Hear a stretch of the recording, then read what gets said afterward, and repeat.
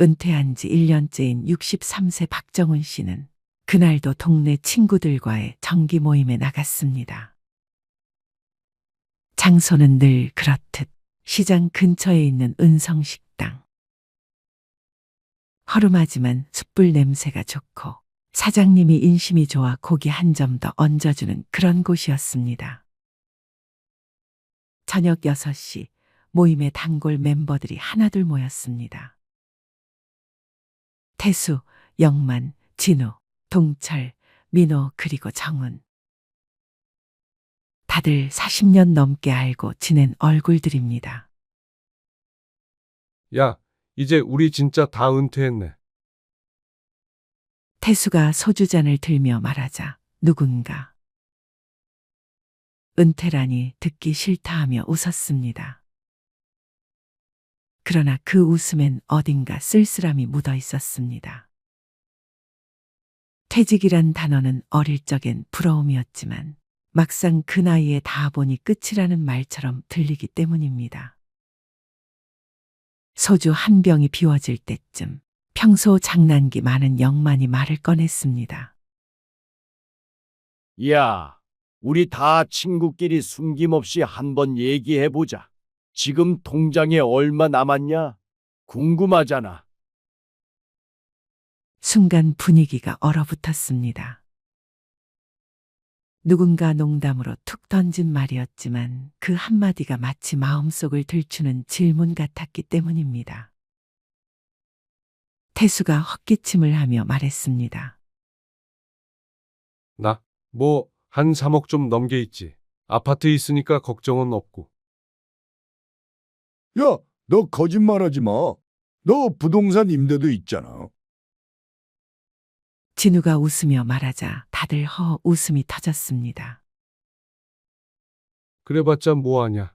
자식들 결혼식 한 번 하면 반은 날아간다.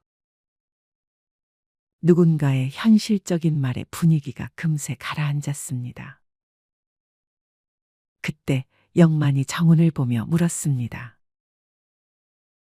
정훈아, 넌 기술직으로 오래 다녔잖아. 연금도 꽤 될 거고, 뭐 좀 모아놨지? 정훈 씨는 웃으며 숟가락을 내려놨습니다. 나, 글쎄, 아파트 하나, 그리고 통장에 조금. 그냥 하루 세 끼 먹고 사는 정도야. 순간 친구들은 조용해졌습니다. 누구도 더 묻지 않았지만 그 침묵 속엔 각자의 불안이 숨어 있었습니다. 모임이 끝난 밤, 정훈 씨는 집으로 돌아오며 혼잣말을 했습니다. 왜 나이 들면 꼭 통장 얘기가 나오는 걸까? 퇴직 전엔 누가 얼마 버는지 신경도 쓰지 않았습니다. 그런데 은퇴 후엔 누가 얼마나 모았는가가 자존심이자 존재의 기준이 되어버린 듯했습니다.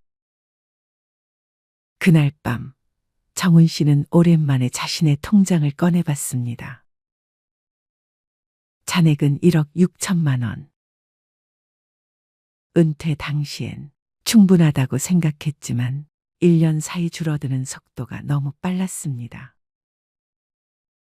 연금으로 들어오는 돈은 월 120만 원 남짓. 관리비, 식비, 아내 약값, 손주 용돈 그렇게 쓰고 나면 손에 남는 게 없었습니다. 정훈 씨는 조용히 한숨을 내쉬었습니다. 이게 평생 일한 결과인가? 그 후 몇 달 동안 모임은 예전 같지 않았습니다. 한 달에 한 번 모이던 친구들이 하나둘 빠지기 시작했습니다. 태수는 식당에 오지 않았습니다. 사업 정리하느라 바쁘다는 말만 남겼습니다. 그의 아내가 건강이 안 좋다는 소식도 들려왔습니다. 영만은 그 사이 차를 바꿨습니다. 퇴직했는데 한 번쯤은 좋은 차 타보고 싶더라라며 하이브리드 SUV를 자랑했지만 3개월 후 그 차는 중고 사이트에 올라왔습니다. 진우는 장남 결혼 자금으로 8천만 원을 보탰고 그 후엔 늘 말이 줄었습니다. 밥값을 낼 때마다 이번엔 내가 낼게 하던 그가 이젠 나중에 보자 하고 자리를 피했습니다. 정훈 씨는 깨달았습니다. 은퇴란 수입이 끊기고 관계가 변하는 시기구나. 그즈음 정훈 씨는 아내의 권유로 구청 평생학습관에 시니어 재무관리 과정을 신청했습니다. 첫날 강사는 칠판에 이렇게 썼습니다. 노년의 불안은 돈이 없어서가 아니라 돈을 다루는 기준이 없기 때문입니다. 그 한 문장이 정훈 씨의 마음을 때렸습니다. 강사는 이어 말했습니다. 돈을 모으는 기술보다 돈을 천천히 쓰는 기술이 더 중요합니다. 돈을 한 번에 써버리면 인생의 속도가 함께 달려가 버리거든요. 그날 강의에서 정훈 씨는 처음으로 생활비 구조표를 만들었습니다. 식비, 공과금, 의료비, 취미비, 경조사비. 이렇게 구분하자 불필요한 지출이 한눈에 보였습니다. 특히 체면 비용이라는 항목이 문제였습니다. 친구 생일, 결혼식, 회비, 명절 선물 등. 그 한 줄에서 매달 30만 원 이상이 빠져나가고 있었습니다. 강사는 이렇게 말했습니다. 은퇴 후 3년은 적응기입니다. 그때 대부분이 하는 실수는 은퇴 전의 소비 습관을 그대로 유지하는 것입니다. 정훈 씨는 그 말을 듣고 고개를 끄덕였습니다. 회사 다닐 땐 회식 후 5만 원, 10만 원이 아무렇지 않았지만 지금은 커피 한 잔도 계산이 망설여졌습니다. 그는 점점 깨달았습니다. 돈이 줄어서 힘든 게 아니라 소비의 기준을 바꾸지 못해서 힘든 거구나. 그날 이후 그는 생활을 다시 정리했습니다. 자동차는 팔고 대중교통으로 바꿨습니다. 매일 점심은 직접 도시락을 싸서 나갔고 커피는 집에서 내려 마셨습니다. 이상하게도 통장은 그대로인데 마음은 더 편해졌습니다. 6개월 후 모임이 다시 열렸습니다. 이번엔 고깃집 대신 구청 근처 카페였습니다. 태수가 먼저 도착해 있었습니다. 얼굴은 좀 수척했지만 웃음은 여전했습니다. 야, 나 요즘 아내랑 산책해. 하루에 10,000보씩 걷는다. 그게 제일 큰 연금이더라. 모두 웃었습니다. 진우도 말했습니다. 나 이번에 도서관에서 일 시작했어. 책 정리하고 애들이랑 얘기하고 하루 일당은 작지만 마음은 젊어져. 영만이 커피를 마시며 말했습니다. 난 공공근로 나가. 월 80만 원이지만 사람들이랑 얘기하고 웃다 보면 하루가 금방 가. 정훈 씨는 조용히 그 모습을 바라봤습니다. 이 사람들 예전보다 훨씬 행복해 보인다. 이야기 후반부 정훈 씨는 강연에서 배운 말을 떠올렸습니다. 은퇴 후 진짜 부자는 돈이 많은 사람이 아니라 불안하지 않은 사람이다. 그는 그 문장을 노트에 써두었습니다. 불안은 잔고가 아니라 마음에서 시작된다는 걸 알았기 때문입니다. 노후의 평화는 숫자에서 오는 게 아니었습니다. 그건 소비를 통제하는 능력, 관계를 정리하는 용기, 그리고 시간을 의미 있게 쓰는 습관에서 비롯되었습니다. 정훈 씨는 3가지 자산을 다시 세웠습니다. 첫 번째, 건강 자산 매일 아침 7시 동네 공원에서 30분 걷기. 그걸 내 몸에 이자 붙이는 시간이라 부르며 꾸준히 실천했습니다. 두 번째, 관계 자산. 나를 불편하게 만드는 사람과는 거리를 두자. 그 기준을 세운 후 그는 인간관계가 훨씬 단순해졌습니다. 세 번째, 시간 자산. 매주 한 번 지역 아동센터에 가서 아이들에게 기술을 가르쳤습니다. 은퇴 후에도 필요한 사람이 되고 싶다. 그것이 그의 새로운 목표가 되었습니다. 그해 겨울, 정훈 씨는 같은 강좌의 동기들과 봉사활동을 나갔습니다. 그곳에서 만난 한 노인이 이런 말을 했습니다. 나는 통장에 1,000만 원도 없지만 내가 먹고 싶은 밥을 내 손으로 지을 수 있어서 부자야. 그 한마디에 정훈 씨는 고개를 숙였습니다. 진짜 부자는 마음이 가난하지 않은 사람이었습니다. 1년이 지나 다시 모임이 열렸습니다. 이번엔 누가 먼저 통장 이야기를 꺼내지 않았습니다. 대신 정훈 씨가 잔을 들고 말했습니다. 야, 우리 이제 얼마 모았냐고 묻지 말자. 그 대신 하루를 얼마나 즐겁게 살았는지만 물어보자. 그 말에 다들 웃으며 고개를 끄덕였습니다. 그들의 통장은 줄어들고 있었지만 대신 마음속엔 여유라는 잔고가 채워지고 있었습니다. 사람들은 흔히 묻습니다. 은퇴 후 얼마 있어야 살 수 있나요? 하지만 그 질문의 핵심은 얼마가 아니라 어떻게입니다. 지출 구조를 단순하게 만들 것. 돈이 어디로 새는지 모르면 아무리 많아도 부족합니다. 체면 비용을 과감히 끊을 것. 진짜 친구는 내가 싸구려 커피를 마셔도 함께 웃을 수 있는 사람입니다. 소득이 끊겨도 가치 있는 일을 찾을 것. 하루에 5,000원을 벌어도 누군가에게 필요한 사람이라면 그건 행복입니다. 그리고 마지막으로 돈보다 마음의 구조를 바꾸는 것. 돈이 줄면 불행해지는 사람이 아니라 돈이 줄어도 평온한 사람이 되는 것이 진짜 노년의 성공입니다. 정훈 씨는 요즘 매일 오전 9시에 나가 동네 공원 벤치에 앉습니다. 커피 한 잔 들고 친구에게 전화를 겁니다. 오늘은 어디까지 걸었냐?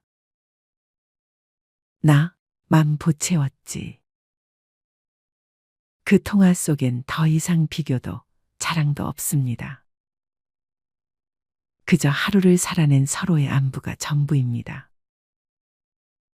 그가 미소 지으며 말했습니다. 돈은 줄었지만 마음은 늘고 있다. 우리가 묻는 질문을 바꿔야 합니다. 은퇴한 친구들은 통장에 얼마를 모았을까?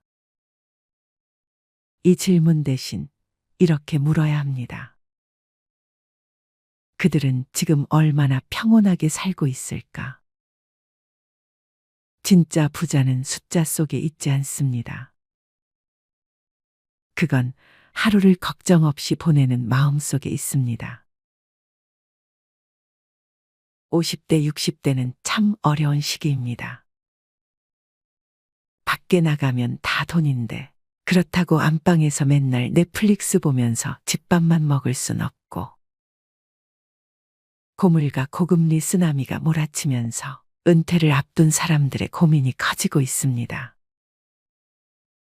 가계 생활비가 무섭게 오르는 상황에서 노후 자금은 얼마나 준비해야 충분할지 걱정하는 것입니다. 일반적으로 60세가 되면 소득이 끊기기 때문에 가계 손익 구조는 마이너스로 바뀌게 됩니다. 고물가 장기화가 더해지면서 고령 세대의 살림살이는 예전보다 더 팍팍해졌습니다.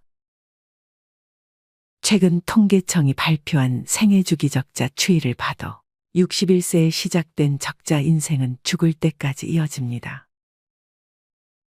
이러한 시행착오를 줄이려면 나보다 앞서 길을 걸어간 선배들의 조언이 유용한 길잡이가 됩니다. 80대 선배들이 퇴직하고 나서 이걸 하길 참 잘했다. 시간을 되돌려도 이것만은 꼭 하겠다. 고 추천하는 건 무엇일까요? 먼저 첫 번째, 건강관리.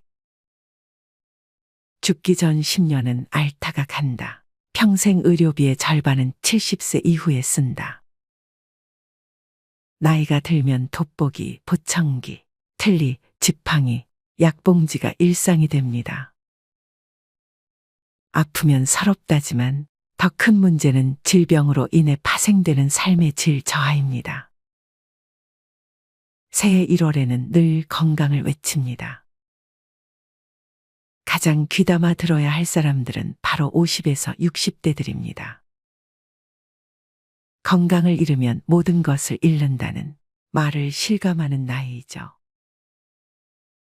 암 등 중병이라도 걸리면 돈도 많이 들어갑니다.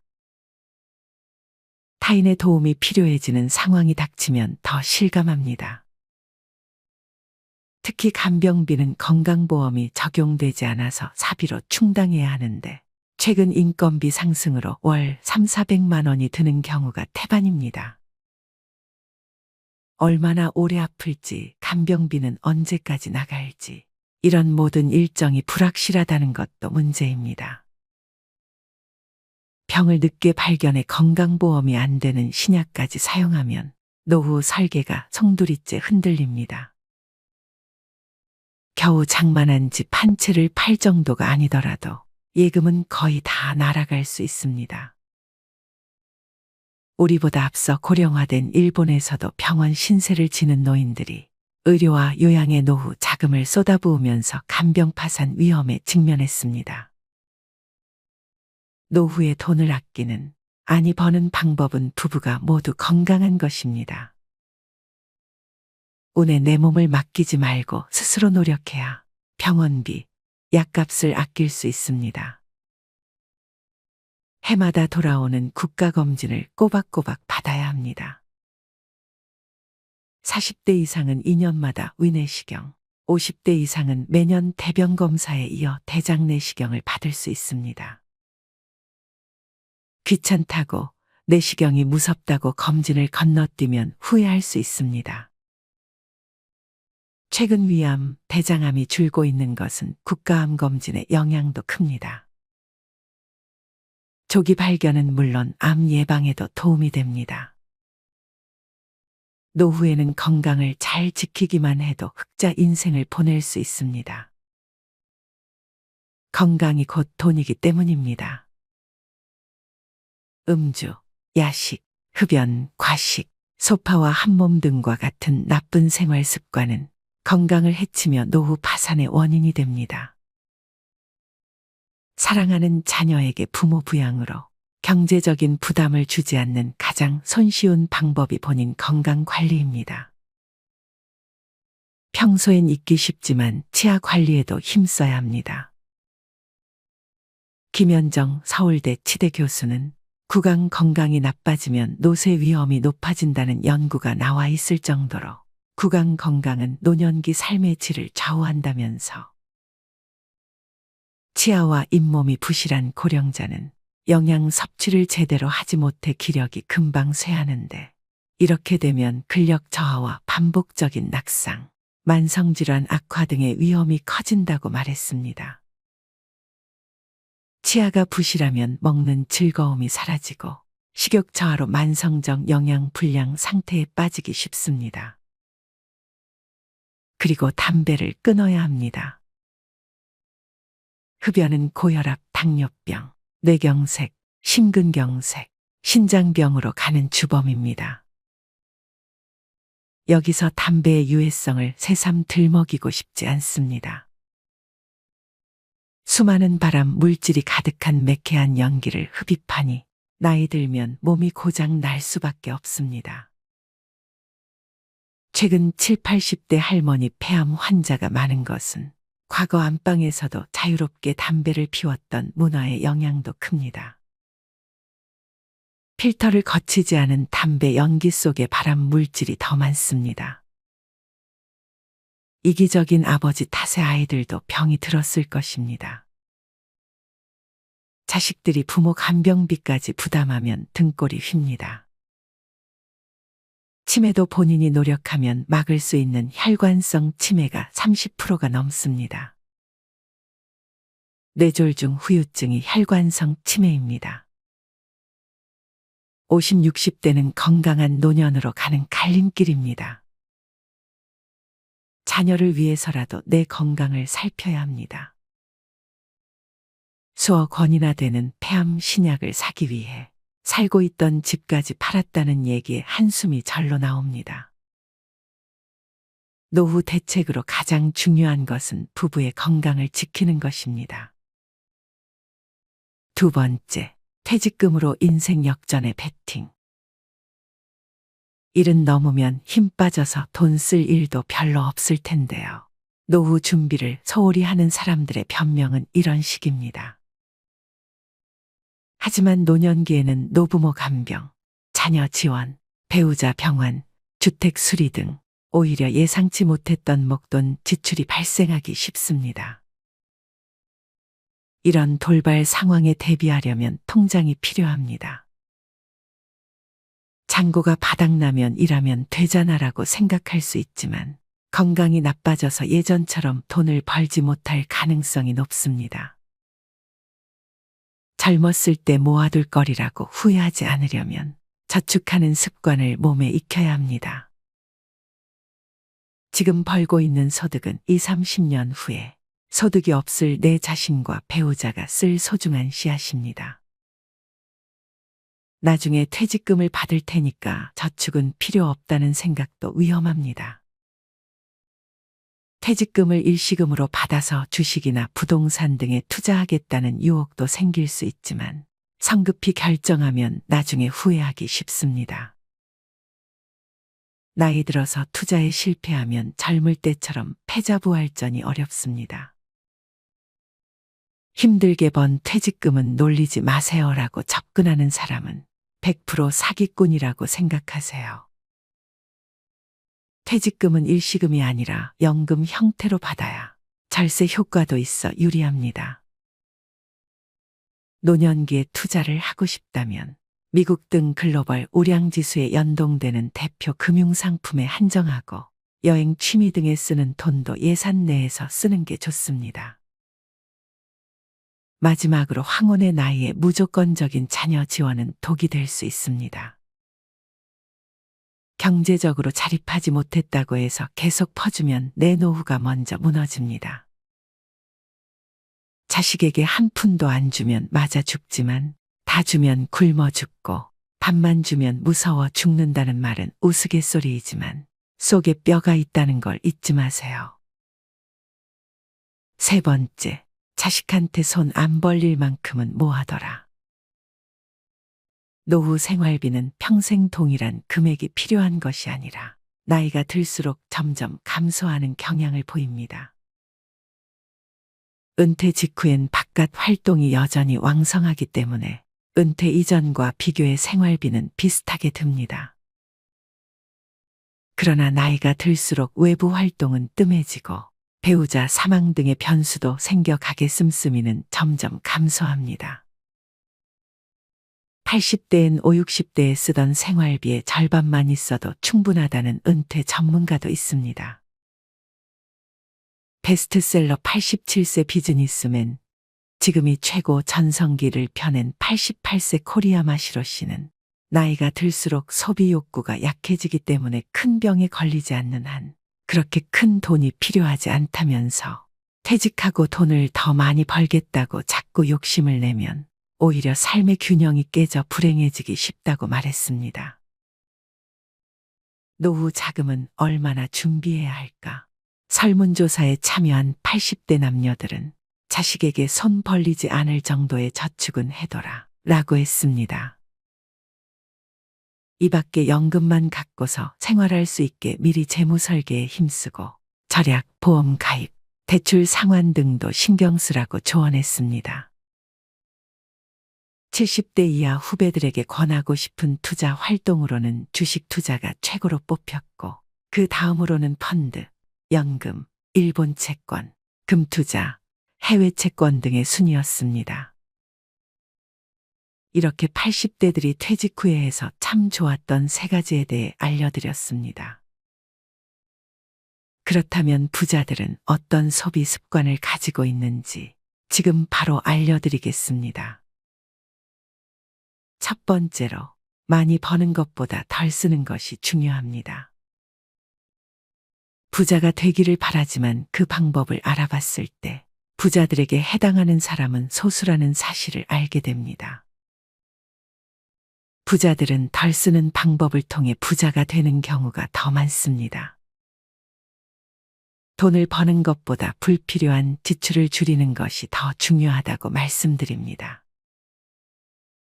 실제로 대부분의 부자들은 지출을 통제하는 절약 습관을 가지고 있답니다. 버는 돈보다 쓰는 돈이 적어야 부자가 될 수 있습니다. 잘 모아지지 않더라도 조금씩 돈이 쌓여 부자가 되고 있다는 사실을 명심하세요. 그래서 적은 돈부터 아끼는 습관을 기르는 것이 중요합니다. 두 번째로, 나가는 돈을 곱해서 생각하는 습관을 가져야 합니다. 많은 사람들은 물건을 샀거나 지출을 할 때 나가는 금액을 나눠서 생각하는 경향이 있습니다. 하지만 부자들은 나가는 돈을 곱해서 생각합니다. 예를 들어, 기타 요금이 한 달에 13,500원이라면 한 달치인 것을 생각하는 게 아니라 12개월 동안 계산하여 162,000원인 것으로 생각하는 거죠.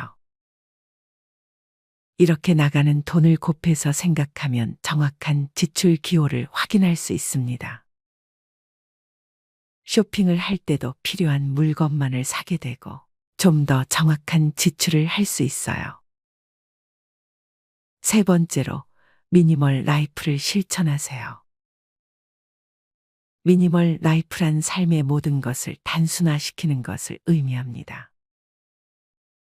적게 갖는 삶을 추구하는 것인데요. 필요한 최소한의 물건들만을 가지고 살기 때문에 집안이 깔끔해지고 마음의 여유가 생깁니다. 물건을 줄이기 때문에 가사노동 시간도 줄어들고 경제적으로도 절약이 가능하며 물건을 구매하는 시간과 에너지를 아낄 수 있습니다. 필요하지 않은 물건을 사지 않고 필요한 물건에만 돈을 쓰는 습관을 가지세요. 네 번째로, 과다한 식재료 구매를 줄이세요. 장보기의 편리함과 다양한 상품들이 진열되어 볼거리를 자랑하며 또한 파격적인 가격의 혜택을 받고자 대형마트를 주기적으로 방문하는 것이 이제는 당연한 시대입니다. 그러나 경제적 소비를 위해 쇼핑함에도 불구하고 당장 필요하지도 않는 먹을거리를 양을 많이 제공하거나 가격을 할인한다는 이유로 충동 구매를 하는 경우도 자주 있습니다. 뿐만 아니라 이렇게 집으로 가져온 식자재는 냉장고에 꽉꽉 채워두게 되며 결국 유통기한을 넘겨버려 먹지도 못하고 폐기 처분하게 된다면 불필요한 비용이 낭비되는 것입니다. 오늘부터는 주말마다 대형마트 대신에 요리를 위해 필요한 식자재가 있을 때마다 방문할 수 있는 우리 동네의 식료품점을 이용해보면 어떨까요? 볼거리는 부족하고 다양한 상품은 없지만 충분히 합리적인 가격을 제공하고 필요한 것은 대부분 구매할 수 있습니다. 또한 최근 들어 냉장고 파먹기가 유행인데요. 불필요하게 새로운 식자재를 구매하지 않고 냉장고에 보관된 재료만으로 요리를 함으로써 냉장고의 전기 소비 효율을 늘리고 쓸데없이 음식물을 버리는 일을 줄이는 것을 말합니다. 냉장고 문에 보관된 식자재를 기록하거나 보관된 식자재로 만들 수 있는 음식을 적어 놓는 노하우를 비롯하여 각종 아이디어를 온라인상에서 얻을 수 있답니다. 이렇게 간단히 부자들의 소비 습관 4가지를 알아보았습니다. 혹자는 이미 부자라서 가치를 따질 수 있는 형편이 된다고 생각할 수도 있습니다. 하지만 소비 습관에 따라 부자가 되는 길을 더 단축시킬 수도 있는 것이죠. 부자처럼 보이려고 애쓰지 말고 진짜 부자가 되려고 노력해 보세요. 많은 사람들이 겉으로 보기에 부자가 보이는 것을 추구하지만 이는 잘못된 마인드입니다. 진짜 부자들은 외부적으로 까만 소박한 생활을 하지만 내면에서는 여유와 깊이를 느낄 수 있습니다. 겉으로 보이려고 분에 넘치는 소비를 하는 것은 가짜 부자로 보이게 할 뿐입니다. 진짜 부자들은 소박한 생활을 유지하며 진정한 부자로 성장하는 것이 중요합니다. 이렇게 부자들의 소비 습관을 통해 부자가 되어가는 방법을 알아봤습니다.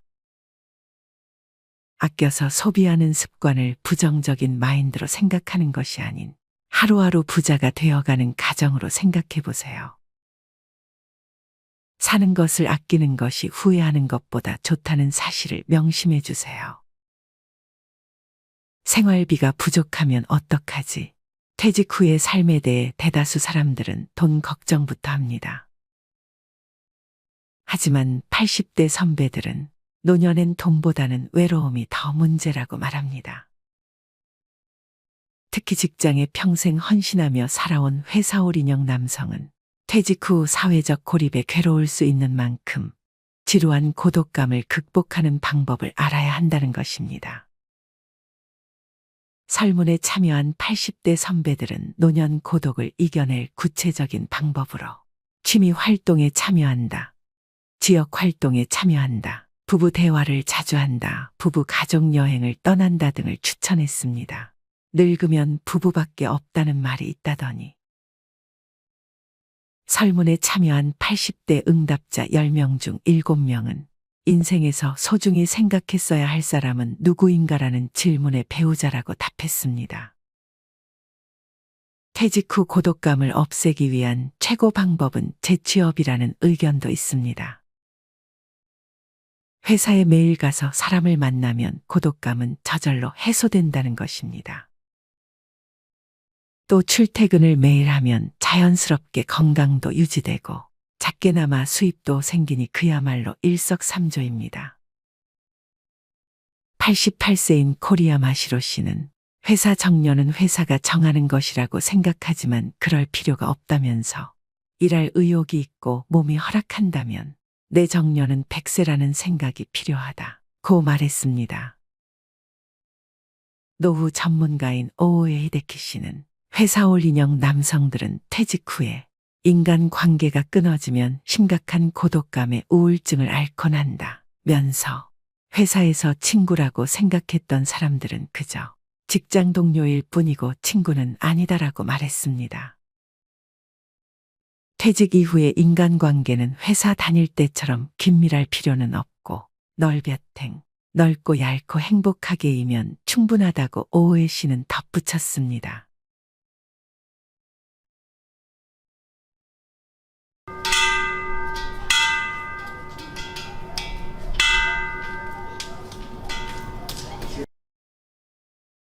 사람은 나이가 들수록 조용해집니다.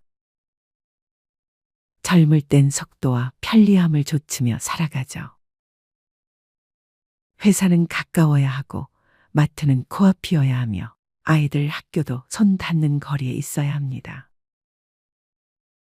그래서 대부분의 사람들은 아파트를 선택합니다. 반듯한 외관 관리가 잘 된 엘리베이터, 지하주차장, 헬스장과 커뮤니티.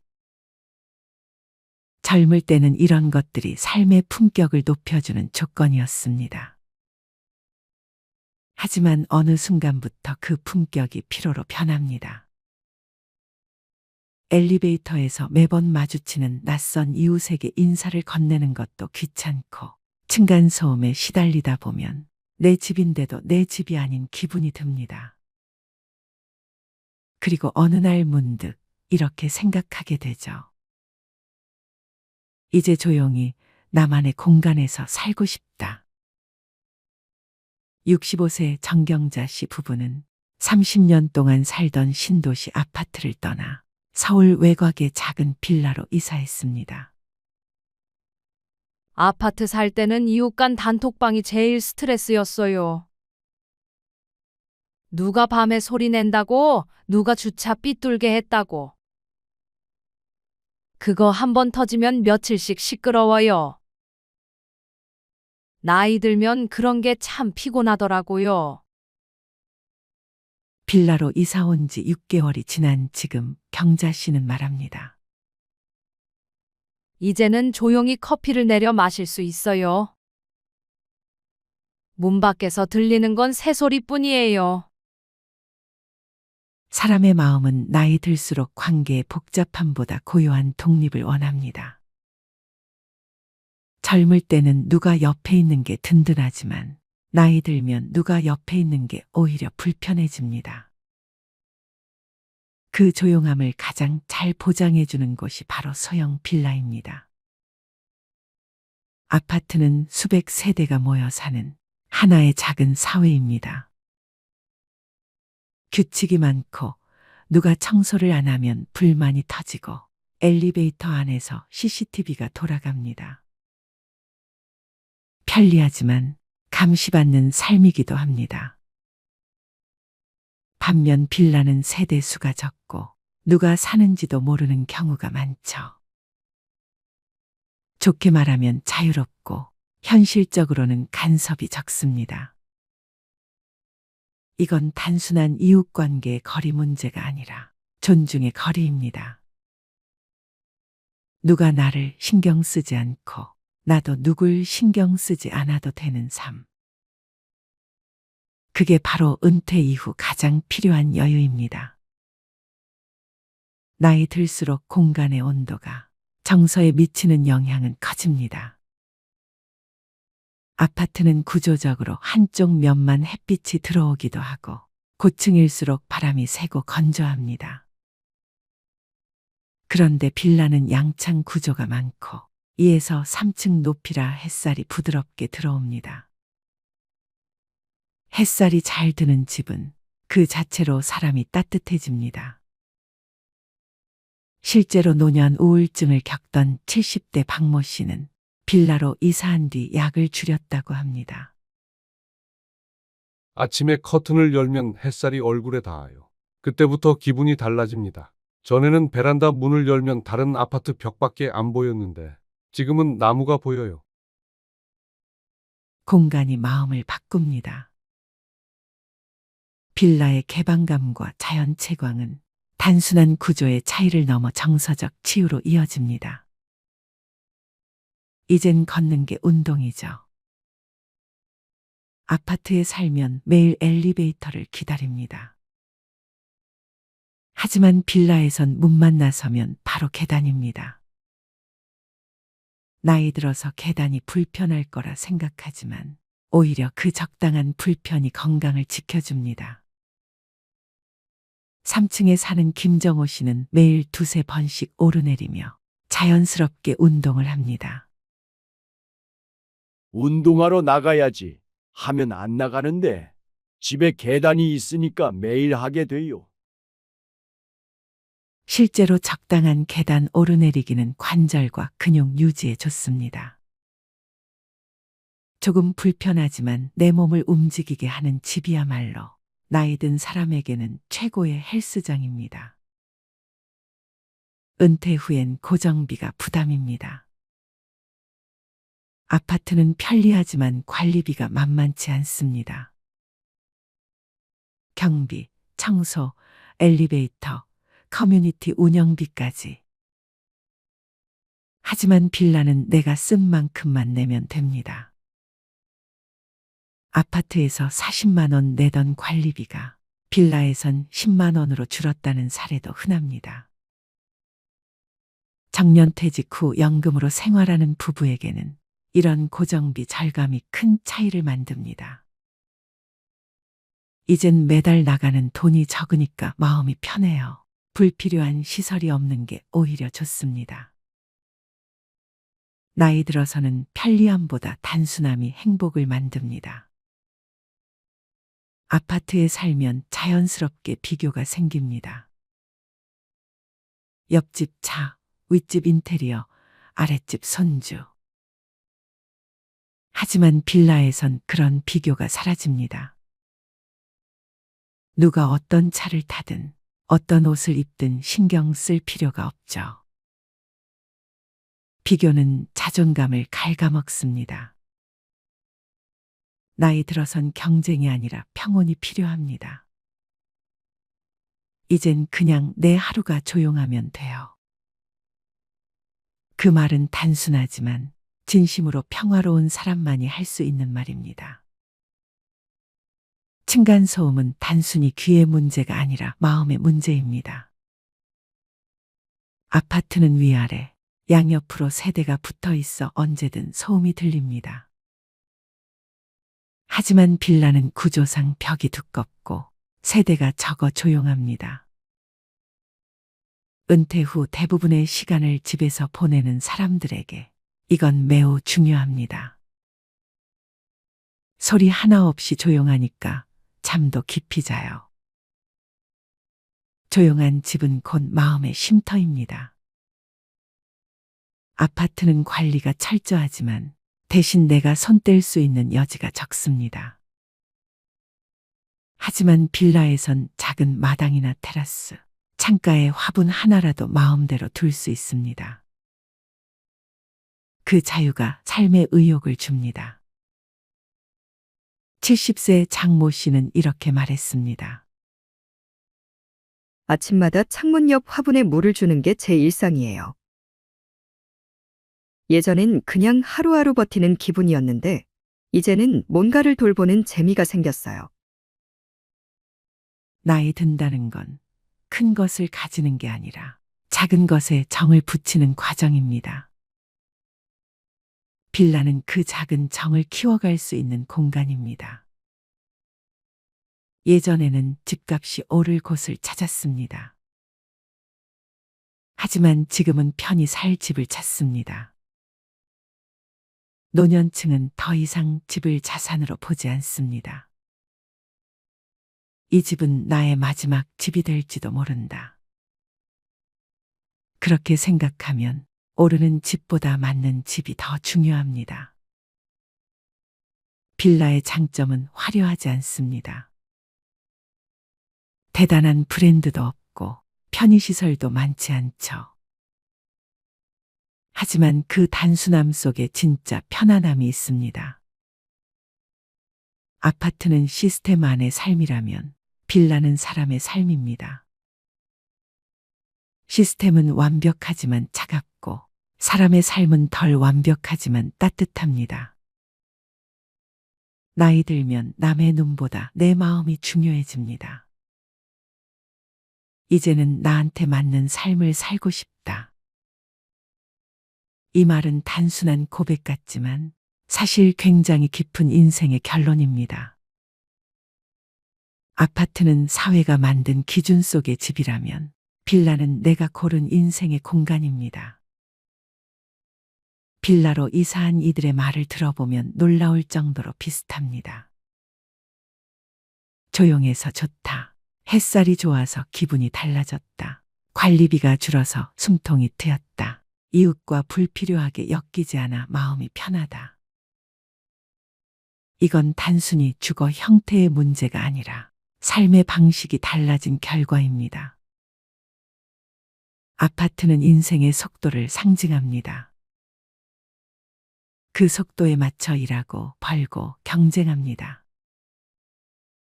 하지만 인생의 속도가 느려질수록 아파트는 너무 빠릅니다. 엘리베이터, 차량, 단톡방, 관리비, 모든 게 효율적이지만 그만큼 차갑습니다. 반면 빌라는 느립니다. 느린 건 불편함이 아니라 여유입니다. 그 여유가 바로 노년의 행복입니다. 나이 들면 집의 기준이 달라집니다. 젊을 때는 누가 봐도 좋은 집이었지만 이제는 내가 봐도 편한 집이 됩니다. 아파트가 체면이라면 빌라는 진심입니다. 그 진심은 외형이 아니라 마음의 안정에서 나옵니다.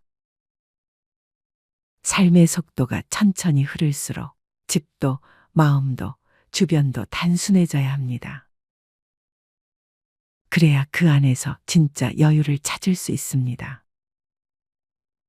그래서 요즘 아파트 대신 빌라를 선택하는 사람들이 늘어나는 이유. 그건 단순히 돈의 문제가 아니라 인생의 철학이 변했기 때문입니다. 이젠 누가 뭐라 해도 조용히 나답게 살고 싶어요. 그 한마디가 바로 나이 들수록 빌라를 선호하는 진짜 이유입니다. 우리는 나이 들면서 앞으로 남은 여생을 어떻게 잘 보낼까에 대한 고민을 끊임없이 하게 되는 것 같습니다. 특히나 노후에 어디서 살 것인지는 요즘 큰 화두인 것 같습니다. 대개 50대까지는 은퇴 생활비 등 재정적인 준비에 치중해 오다 그 이후부터는 거주지 문제로 관심사가 옮겨지게 됩니다. 사는 곳에 따라 고령자의 삶은 전혀 달라질 수 있기 때문입니다. 살던 내 집에 계속 살지 여부부터 이사한다면 어디로 갈 것이며 집 크기는 어느 정도 할 것인지 등 고민해야 할 게 한두 가지가 아닙니다. 노후에 살 집으로는 어떤 집이 적당할까요? 젊어서 한치 앞을 모르고 마련했던 내 집, 불편해서 옮기고 결혼 후 옮기고 아이가 생겨서 옮기지는 않았나요? 노후에는 자신의 보금자리를 젊었을 때처럼 자주 바꾸기가 쉽지 않습니다. 도시에서 복닥거리며 살아왔는데 노후엔 고향이나 한적한 시골에 가서 여유롭게 전원 생활하며 살고 싶은 분들 많으실 겁니다. 그러나 사람들마다 사는 취향이 각기 다르고 경제적인 사정을 감안해야 하기 때문에 결정을 내리기 어려운 사안입니다. 은퇴자들이 흔히 말하는 노후의 집에 대한 로망은 공기 맑고 경치 좋은 전원에 예쁜 집을 짓고 파란 잔디가 깔린 넓은 마당에서 바비큐 파티를 하는 장면입니다. 대도시 인근에는 그림 같은 전원주택들과 타운하우스가 지어지고 있습니다. 그런데 생각보다 많은 장애요인 때문에 전원 생활을 포기하는 사람들도 있습니다. 귀촌한 사람 중에 잡초와 벌레 때문에 못 살겠다고 호소하는 경우를 많이 봤습니다. 그야말로 직접 살아보지 않으면 모르는 부분들이 많은 것이 바로 전원 생활인데요. 최근 들어 50대 이상 시니어 분들 중 세컨하우스로 전원주택 구매하시는 분들도 많습니다. 그런데 간혹 전원주택을 선택할 때 중요하게 생각해야 하는 요건들을 잘 모르고 무턱대고 주택을 구매하여 사는 내내 돈도 잃고 마음도 다쳐서 다시 도시로 돌아가는 분들도 계십니다. 그래서 노후에 살기 좋은 곳을 고르는 방법을 알고 신중히 결정하셔야 합니다.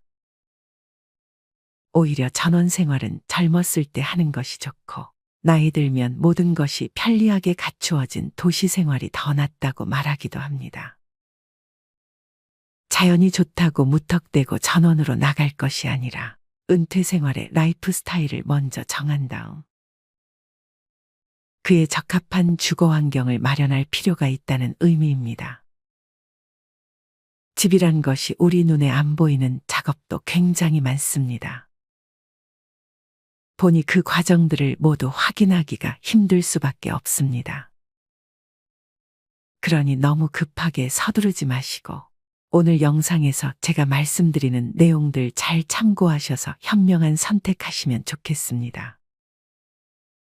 오늘은 노후에 살기 좋은 곳과 행복한 노후의 필수 조건을 알려드리겠습니다. 첫 번째, 다양한 사람들과 교류할 수 있는 환경.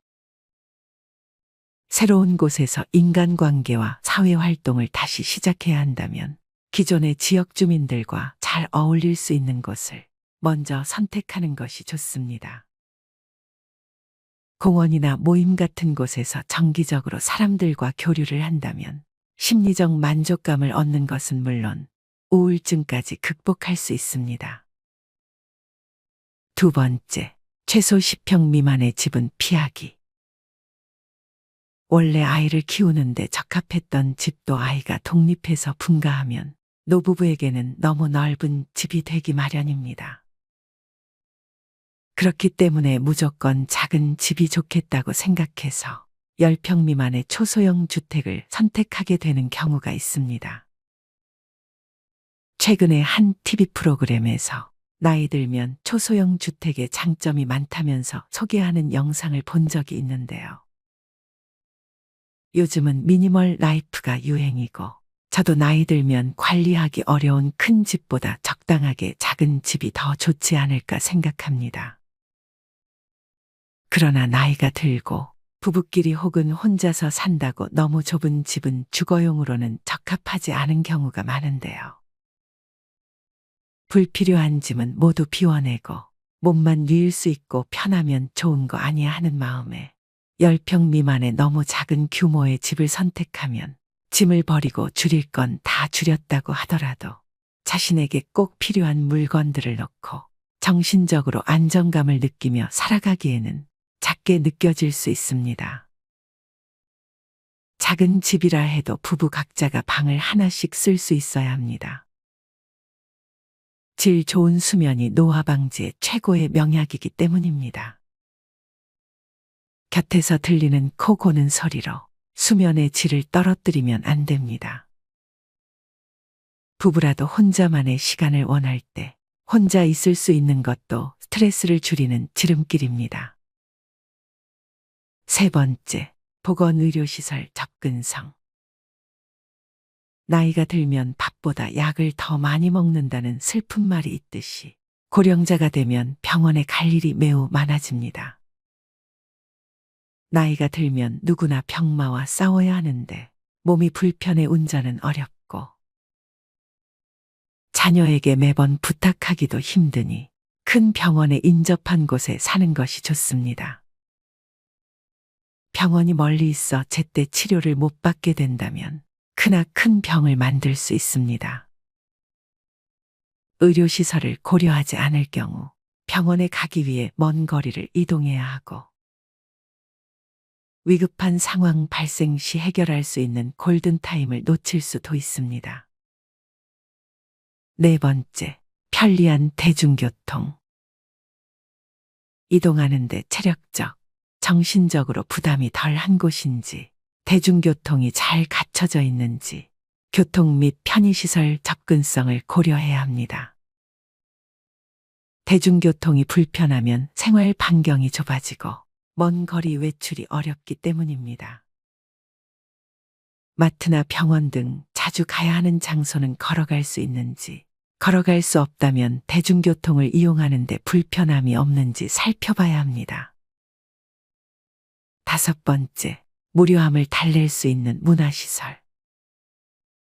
오랜 직장 생활을 끝내 은퇴 이후에는 비교적 시간 여유가 늘어나 무료함을 느끼기 쉽습니다. 쇼핑센터나 문화센터가 잘 갖춰진 곳에서 거주한다면 쇼핑, 공연, 관람 등 다양한 문화생활을 할 수 있고 취미도 더 쉽게 만들 수 있습니다. 적절한 문화생활은 몸과 마음을 건강하게 만들어줄 것입니다. 여섯 번째, 치안 상태.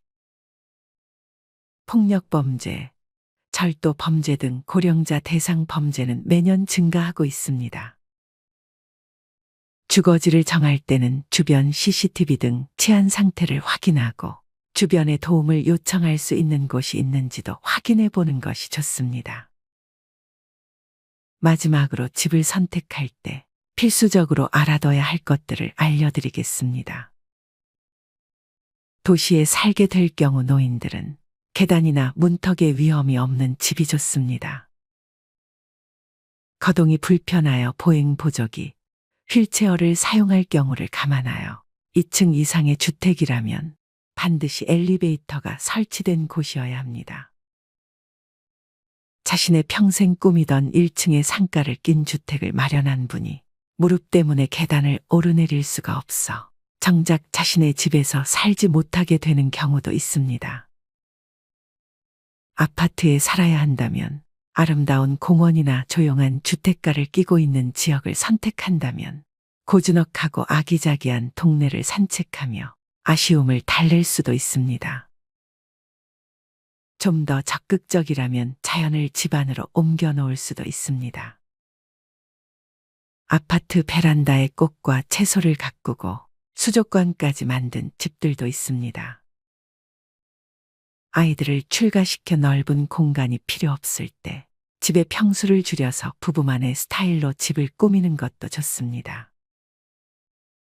책을 좋아하는 사람이라면 거실을 북카페처럼 꾸며서 집안에서 커피와 독서를 즐길 수도 있습니다. 도시 생활을 벗어나 아름다운 자연을 즐기며 전원 생활을 하기 위해서는 다소 번거롭게 느껴지는 중요한 절차들을 거쳐야 합니다. 무엇보다 먼저 동거 가족의 동의가 필요합니다. 은퇴 후 동반자와 마음이 통하지 않으면 아무리 멋진 주거 조건을 갖추어도 그 집이 결코 평온한 보금자리가 될 수 없기 때문입니다. 둘째로 집의 노예가 되지 않아야 합니다. 멋지게 꾸민 넓은 집에 잔디가 파랗게 깔린 마당과 텃밭은 끊임없는 관심과 노동을 필요로 합니다. 집을 가꾸는 자체를 즐기는 성격에 건강한 몸이라면 아무 문제 없지만 겉보기에 멋진 생활만 동경하고 큰 규모의 집을 관리하려면 집의 노예가 된 기분이 들 수도 있습니다. 주변의 광활한 자연이 다 내 집이라고 생각한다면 거주하는 공간은 작은 집이 오히려 바람직할 것입니다. 크고 넓은 집보다는 그곳에 살고 있는 사람들의 이야기가 담긴 공간이 더 많은 행복을 줄 것입니다. 그리고 새로 만난 이웃과 조화로운 관계를 만들어 나가는 지혜가 필요합니다. 생활 방식이 완전히 다른 사람들과 소통하고 어울리기가 쉽지 않습니다. 이웃과의 갈등 때문에 귀촌 생활이 괴로운 나날이 될 수도 있습니다. 오랜 시간 그곳에서 살아온 사람들의 삶의 방식을 우선 이해하려고 노력해야 더불어 살아갈 수 있습니다.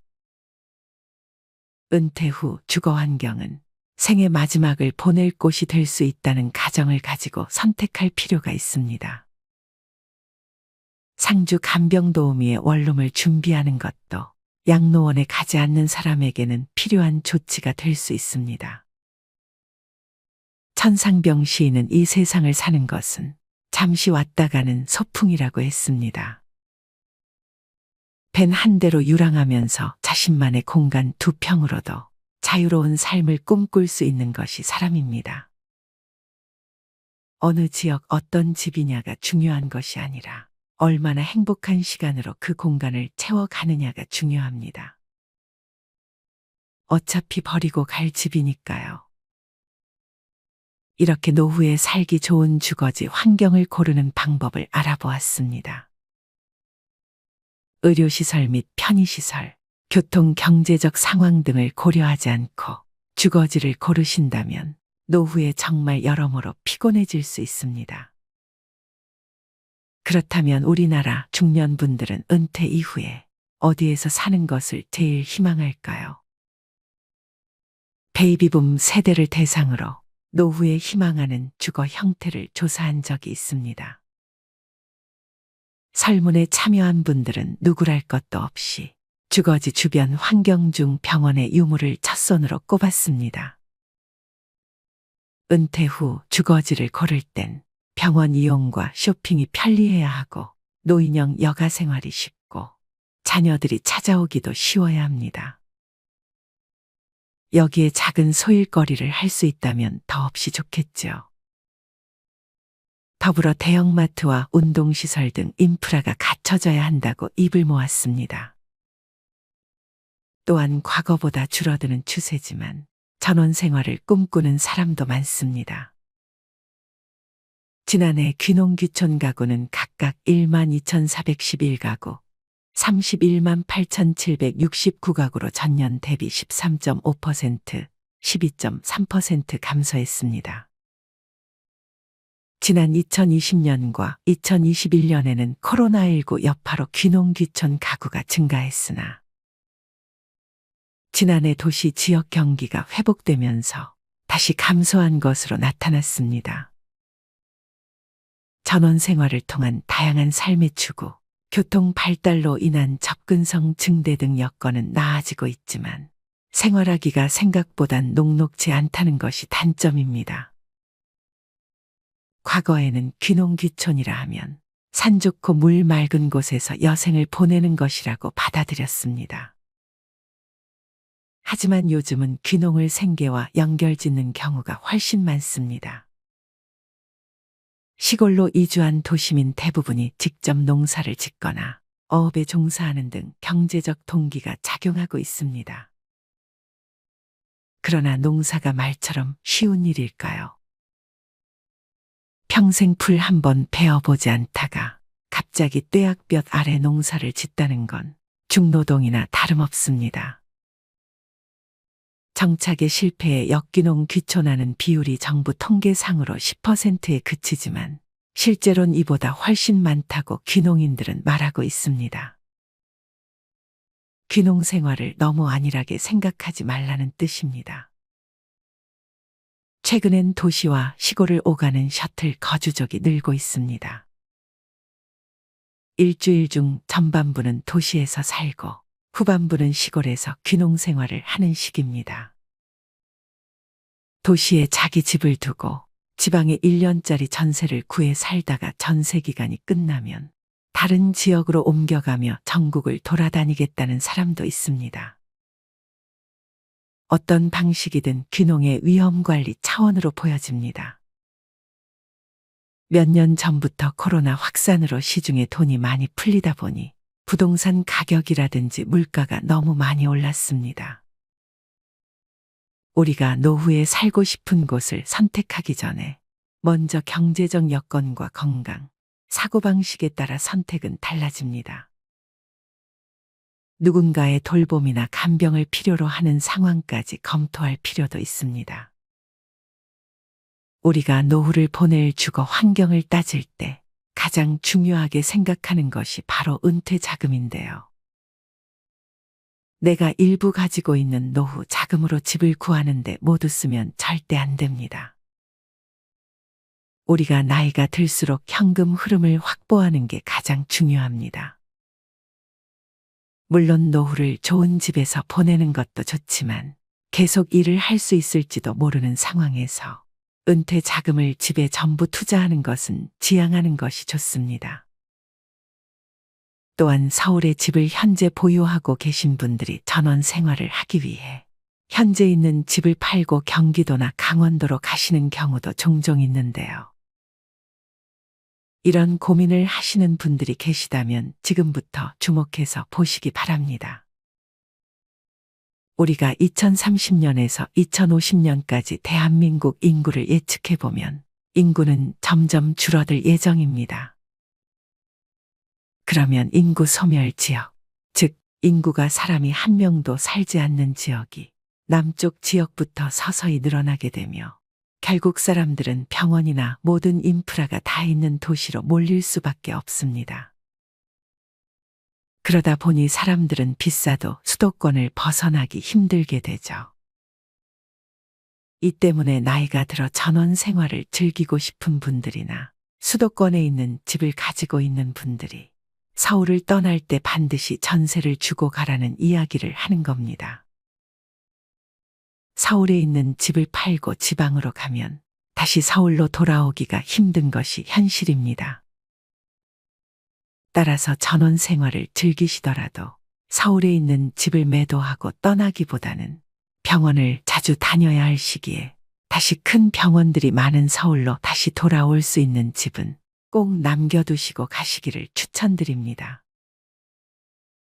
또한 은퇴를 앞두고 계신 분들이 은퇴하면 한적하게 전원 생활을 즐기며 시골에 가서 집 짓고 농사 짓고 살고 싶다는 분들도 굉장히 많은데요. 하지만 시골에 있는 땅을 사서 집을 짓는 것은 절대 하시면 안 됩니다. 이것은 정말 노후 파산으로 가는 지름길이기도 한데요.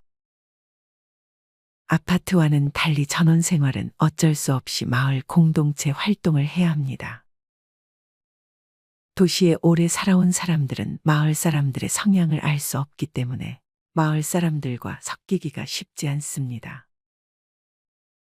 또한 병원 갈 일이 생겨도 노후의 전원 생활은 병원 접근성이 떨어져서 위험할 수 있습니다. 젊고 건강한 나이라면 상관없지만 병원과 친해지는 나이에 병원 접근성이 떨어진다는 것은 치명적인 단점이 될 수 있는 것이죠. 뿐만 아니라 전원주택은 모든 걸 혼자 해결해야 하기 때문에 집에 무엇인가 고장이 나면 일일이 알아보고 고쳐야 하니 관리 비용이 만만치 않습니다. 무엇보다 전원 생활의 가장 큰 단점은 바로 황금성입니다. 아파트는 누구나 선호하는 부동산이기 때문에 필요하면 매매가 어렵지 않게 이루어지지만 전원주택의 경우 조건에 맞는 매수자를 찾기가 쉽지 않습니다.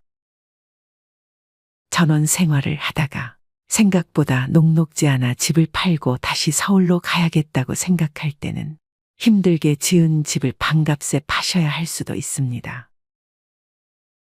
만약 전원 생활을 꼭 해보고 싶다고 생각하시는 분들은 급매로 구매하는 것이 제일 좋으며 땅을 사서 집을 짓는 것은 절대 추천드리지 않습니다. 요즘 여러 지자체에서 귀농 귀촌을 장려하기 위해 집을 지어놓고 1년씩 빌려주는 프로그램도 운영하고 있기 때문에 이런 프로그램을 알아보시고 직접 체험을 한번 해보신 후 결정을 하셔도 충분합니다. 무조건 땅을 사서 집을 짓는 것은 절대 해서는 안 됩니다. 시골에는 빈 집도 많기 때문에 그런 집에 전세나 월세로 살아보시면서 동네 사람들과 어울려보고 농사도 지어보고 시골에서 사는 것이 1년 내내 좋은지도 경험해보고 결정하시기를 추천드립니다. 은퇴를 했다는 이야기는 건강을 자신할 수 없는 나이라는 이야기이기도 합니다. 내가 갑작스런 상황에서 건강 문제 때문에 또는 자녀들 문제 때문에 긴급히 돈을 필요로 할 때 노후 자금을 모두 주택자금으로 써버린다면 그 다음에는 해결 방법이 없습니다. 그렇기 때문에 은퇴 자금을 한번 계산해보고 거기에 맞는 현금 흐름을 충분히 확보하고 난 후 남은 범위 내에서 주거 문제를 해결하면 가장 좋겠습니다. 집은 정신과 육체가 쉴 수 있는 삶의 터전입니다. 은퇴를 하고 노년이 될수록 집에 머무르는 시간이 길어지므로 안정된 주거 환경이 더욱 중요해집니다. 젊은 시절의 거주지는 직장과 아이들 학교로 가는 교통이 편리한지 쇼핑센터나 편의시설이 가까이 있는지가 주요 선택 조건이었고 아울러 재산으로서 투자 가치를 갖추고 있는지도 따져봐야 했습니다. 최상의 주거 환경에서 살기보다 불편도 감수하고 은행 빚을 갚으며 사는 사람이 많습니다. 그런 측면에서 보면 노년에 이르러 주택담보대출의 제약에서 벗어나 어디든 갈 수 있는 자유를 누릴 수만 있어도 다행이라는 생각이 듭니다. 그런데 지금까지 살던 관행 때문에 그 자유를 누리지 못한다면 이보다 불행한 일은 없을 것입니다. 남들의 시선, 재산에 대한 욕심을 내려놓고 나에게 가장 평온한 주거 환경을 찾아서 노후 생활을 하는 것이 중요합니다. 뇌과학자 정재승은 나는 어떤 공간에서 행복하고 창의적이 되며 위안을 받는지 생각해보라. 역세권이나 학군, 투자 가치만으로 집과 건물을 바라보지 말고 공간 속에 놓인 나 자신의 내면을 들여다보라라며 신경 건축학적으로 집이라는 공간의 중요성을 강조했습니다. 집값이 천정을 모르고 상승할 때 도심지에 보유한 아파트를 팔기는 쉽지 않습니다. 그러나 집은 나이에 맞게 관리하기 딱 좋은 곳으로 바꿀 필요가 있습니다. 아이들을 키우고 자산으로 관리해왔던 집을 정리하여 노년의 신체와 활동 반경에 맞는 작은 집을 마련하는 것도 좋은 선택입니다. 심플한 삶의 열풍을 일으킨 프랑스 작가 도미니크 로로는 행복은 살고 있는 공간의 넓이에 달려있지 않으며 집은 작을수록 노인에게 더 적합하다라고 작은 집을 예찬했습니다. 이상으로 노후의 주거지를 선택 시 고려해야 할 사항들에 대해 알아보았습니다. 노후의 삶은 주위에 어떤 환경이 갖춰져 있는지에 따라 달라질 수 있으므로 자신의 생활 라이프에 맞춰 우선순위를 정해 주거지를 고르는 것이 중요합니다. 여러분들은 노후에 어떤 집에서 살아가고 싶으신가요? 주택의 유형만이 아니라 애초부터 어디서 살 것인가, 누구와 함께 살 것인가 하는 관점도 노후 생활을 충실히 보내기 위해서 간과해서는 안 될 중요한 요소입니다. 어디에 살 것인가, 누구와 살 것인가, 그리고 어떤 집에서 살 것인가라는 세 가지 관점에서 과연 나의 노후 생활을 풍요롭게 하는 생의 마지막 집으로 무엇이 좋을지 잘 생각해 보길 바랍니다.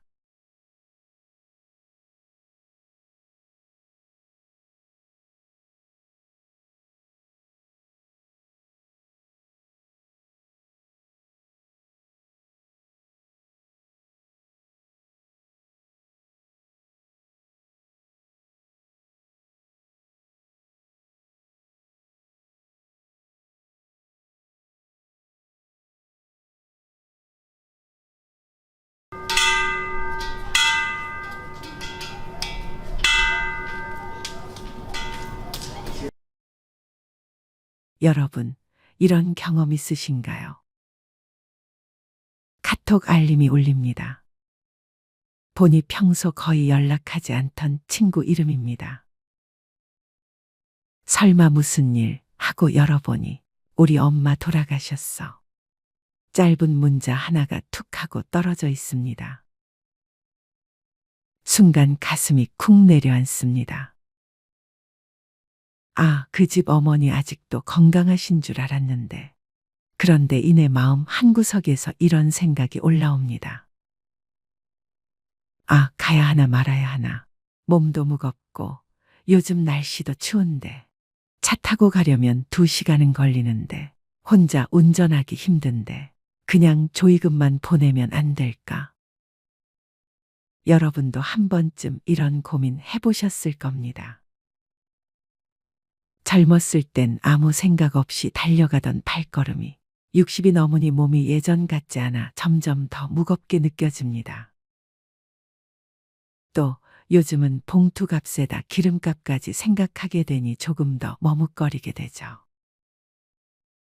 그런데요, 저는 며칠 전 이 고민 끝에 장례식장으로 발걸음을 옮겼다가 정말 중요한 걸 깨달았습니다. 오늘 그날의 이야기를 들려드리겠습니다. 그날 오후 저는 집에서 텔레비전을 보고 있었습니다. 스마트폰이 울렸고 화면에 뜬 이름은 영자. 중학교 때 가장 친했던 친구였지만 서로 바쁘다 보니 몇 년째 연락도 뜸했습니다. 정수가 전화기 너머로 들려오는 영자의 목소리는 떨리고 있었습니다. 우리 엄마 오늘 새벽에 돌아가셨어. 그 순간 머리가 하얘졌습니다. 영자의 어머니는 나 어릴 때부터 늘 우리를 챙겨주시던 분이었습니다. 방학 되면 우리에게 부침개를 부쳐주고 학교 끝나면 늘 부엌에서 보리차를 끓여주시던 분이었죠.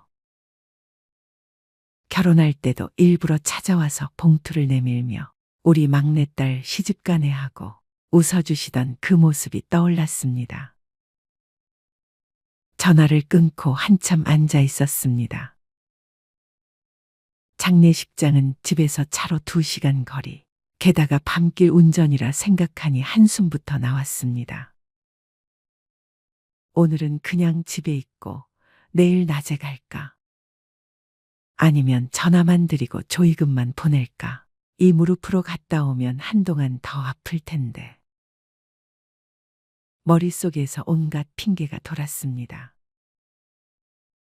그때 옆에서 TV를 보던 남편이 조용히 말했습니다. 여보, 영자랑 너 어릴 때 얼마나 붙어 다녔어. 그 어머니도 널 친딸처럼 예뻐하셨잖아. 이번엔 꼭 가야 하는 거 아니야? 남편의 말에 마음이 콱 막혔습니다. 맞아요. 장례식은 고인을 위한 자리이기도 하지만 남은 사람을 위로하는 자리이기도 하죠. 그리고 그날 안 가면 평생 마음의 빚으로 남을 것 같았습니다. 결국 저는 검은 외투를 꺼내 입고 장례식장으로 향했습니다. 운전대 위로 비가 내리기 시작했습니다. 와이퍼가 앞유리를 오가며 리듬을 만들었고 그 소리에 괜히 마음이 더 울컥했습니다. 장례식장에 들어서자 특유의 국화향이 코끝을 찔렀습니다. 조문객들이 조용히 고개를 숙이고 있었고 하얀 국화꽃으로 둘러싸인 영정 사진이 눈에 들어왔습니다. 그 앞에 무릎 꿇고 앉아있던 영자의 어깨가 작게 떨리고 있었습니다. 저는 아무 말 없이 다가가 영자의 손을 잡았습니다. 그 순간 영자가 제 손을 꽉 잡으며 울음을 터뜨렸습니다.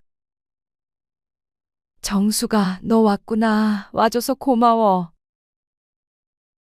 그 말 한마디에 제 눈에서도 눈물이 터졌습니다.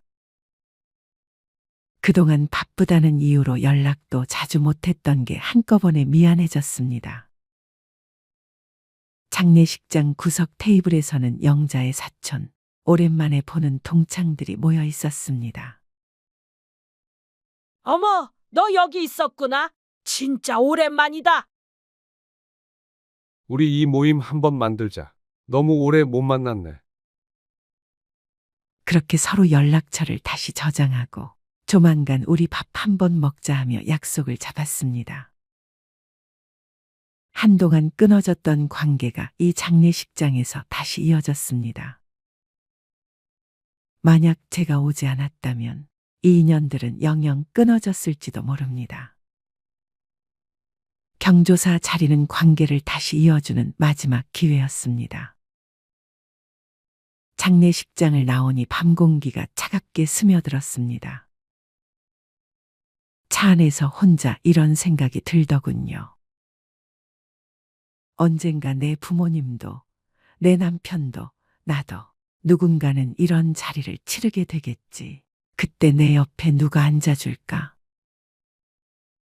내가 지금까지 경조사를 소홀히 했다면 그날은 정말 외롭게 앉아 있어야 하지 않을까 생각하니 마음이 섬뜩했습니다. 60세 이후 경조사를 꼭 가야 하는 이유를 하나씩 알려드리겠습니다.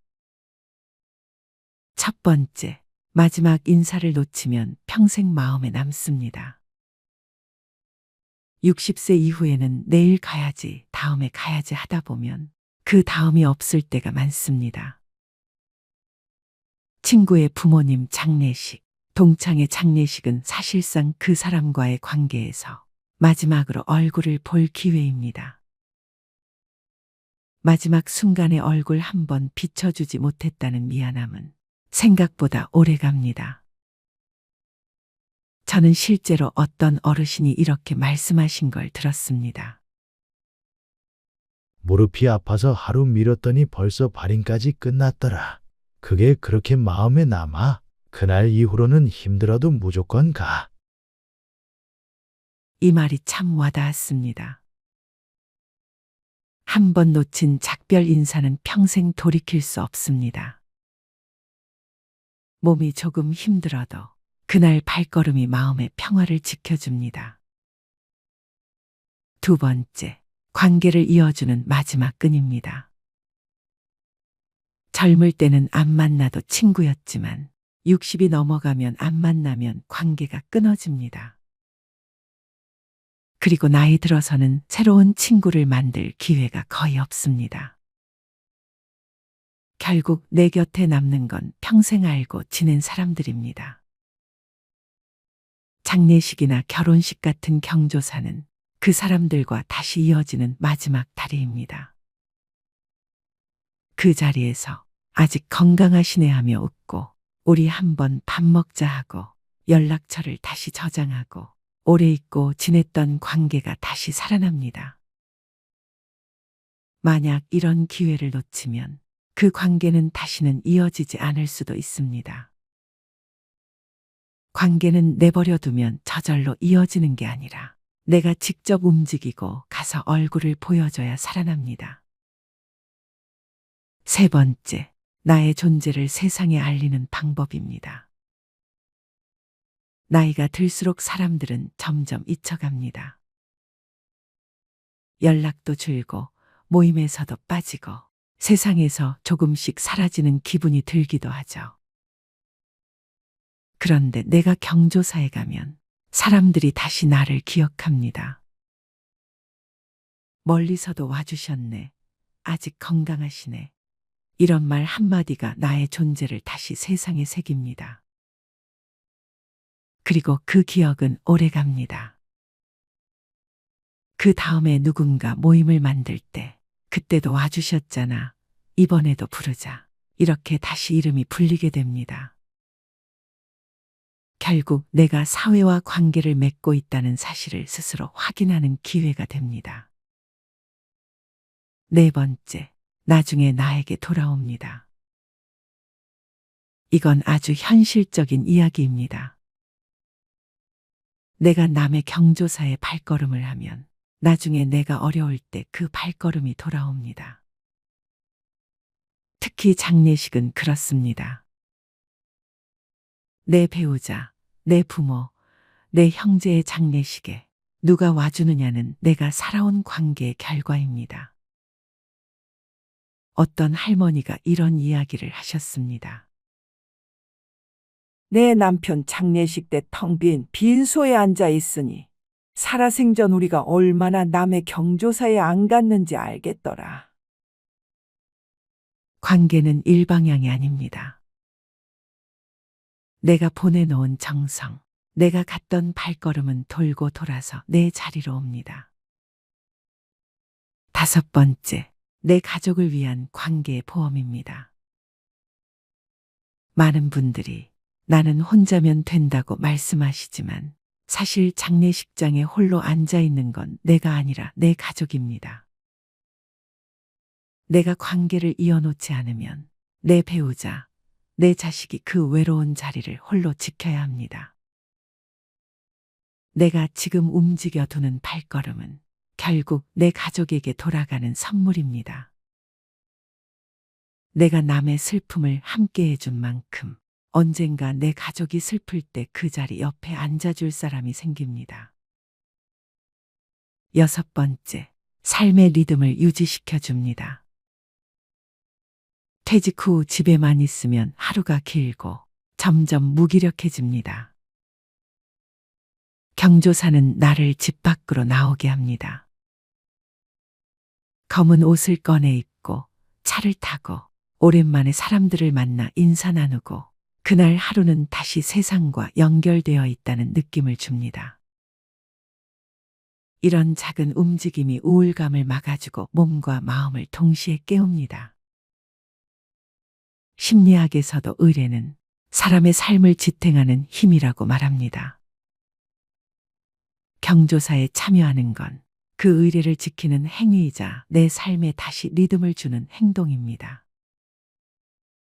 마지막으로 후회 없는 노후를 위해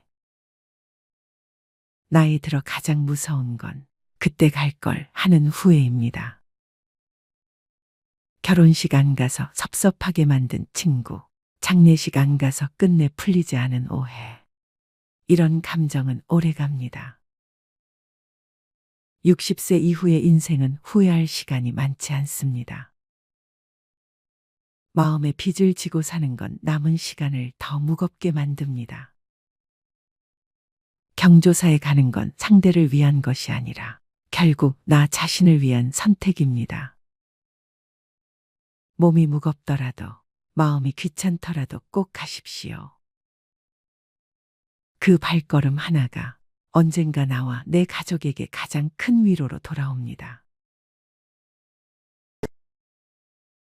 한번 상상해 보세요.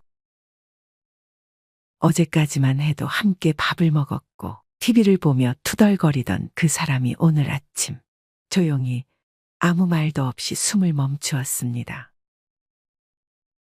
병원이 아닙니다. 낯선 공간도 아니에요. 우리 집, 익숙한 거실, 그 사람의 소파 또는 따뜻한 이불 속. 놀랍게도 많은 사람들이 가장 가까운 사람과의 마지막 이별을 바로 집안에서 맞이합니다.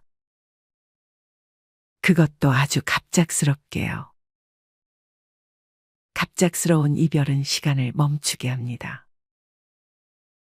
주방에 그릇 하나, 거실에 담요 한 장, 식탁 위에 남겨진 찻잔 하나까지도 모두가 그 사람의 흔적처럼 느껴지고 눈물은 멈추질 않죠. 하지만 슬픔을 느낄 새도 없이 현실은 속도를 내기 시작합니다. 무언가를 해야 합니다. 누군가에게 알리고 누군가를 부르고 가야 할 곳도 많고 결정해야 할 일도 너무 많습니다. 오늘 영상은 바로 그 순간에 내가 해야 할 일들에 대해 이야기합니다.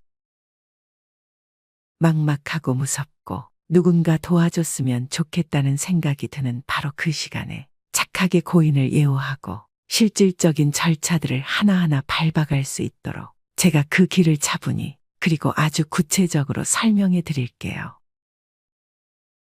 이 영상은 단순한 정보 전달이 아닙니다. 사랑하는 사람을 잃은 그 순간 어떻게 감정을 안고 가야 할지, 그리고 무슨 절차를 먼저 밟아야 할지 하나하나 함께 걸어보자는 마음으로 만들었습니다. 이 영상을 끝까지 보고 나면 당신은 적어도 혼란 속에서도 침착하게 움직일 수 있는 단단한 기준 하나를 갖게 될 겁니다. 그리고 언젠가 누군가가 같은 상황을 맞이했을 때 그때 내가 이런 영상을 본 적 있어 하고 그 사람의 곁에 조용히 있어줄 수 있을지도 모르죠. 그러면 이제 이야기의 첫 장을 열어보겠습니다. 첫 번째, 숨이 멎었을 때 우리가 해야 할 첫 전화. 사람이 세상을 떠났다는 사실을 가장 먼저 받아들이는 순간은 숨이 멎었음을, 맥박이 사라졌음을 눈으로 확인할 때입니다. 그런데 놀랍게도 많은 분들이 이때 무엇을 해야 하는지를 잘 모릅니다. 당황해서 아무에게도 연락하지 못하고 몇 시간을 보내기도 하고 심지어 인터넷에 가정, 사망 시 해야 할 일을 검색하다 정보가 너무 많아 더 혼란스러워지기도 하죠. 가장 먼저 해야 할 일은 바로 119에 전화를 거는 것입니다.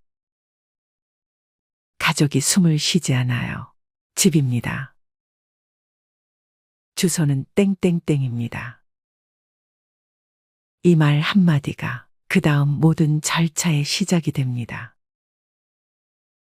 여기서 중요한 것은 아무리 돌아가신 것이 확실해 보여도 당신이 판단해서는 안 된다는 점입니다. 우리나라 법상 사망은 반드시 의료인이 확인해야 합니다. 그리고 자택에서의 사망은 경찰도 함께 출동합니다. 왜냐고요? 혹시라도 이 죽음이 사고사인지 범죄의 가능성은 없는지 확인하는 것이 법적으로 꼭 필요하기 때문입니다. 하지만 너무 겁내지 마세요. 이 절차는 당신을 의심하기 위한 것이 아니라 모든 죽음을 공식적으로 기록하고 고인의 마지막을 지키기 위한 장치입니다. 경찰이 오면 고인의 병력, 평소 상태, 사망 당시 상황 등을 간단히 묻습니다. 이때는 솔직하게 대답하시면 됩니다. 특별히 의심될 만한 정황이 없다면 경찰은 검시 후 병원으로의 이송이나 시체 검안서를 위한 절차를 안내해 줍니다. 이 장면을 처음 겪는 분들은 마치 TV 속 장면처럼 멍하게 서 있기만 하기도 합니다. 하지만 기억하세요. 지금 당신이 하는 이 모든 행동은 고인을 위한 마지막 책임입니다. 그리고 이 다음부터는 행정과 실질적인 준비가 시작됩니다. 차근차근 함께 이야기해 보겠습니다. 두 번째, 사망진단서 없이는 아무것도 시작할 수 없습니다. 자, 이제 경찰이 돌아가고 나면 남는 건 정적과 종이 한 장. 바로 사망진단서 혹은 시체검안서입니다. 이 서류가 있어야 장례를 치를 수 있고 사망신고도 가능하며 보험 청구나 재산 정리도 시작할 수 있습니다. 이 문서는 고인의 생애 마지막 기록이며 남은 이들이 사회적으로, 법적으로 움직일 수 있는 유일한 증거입니다.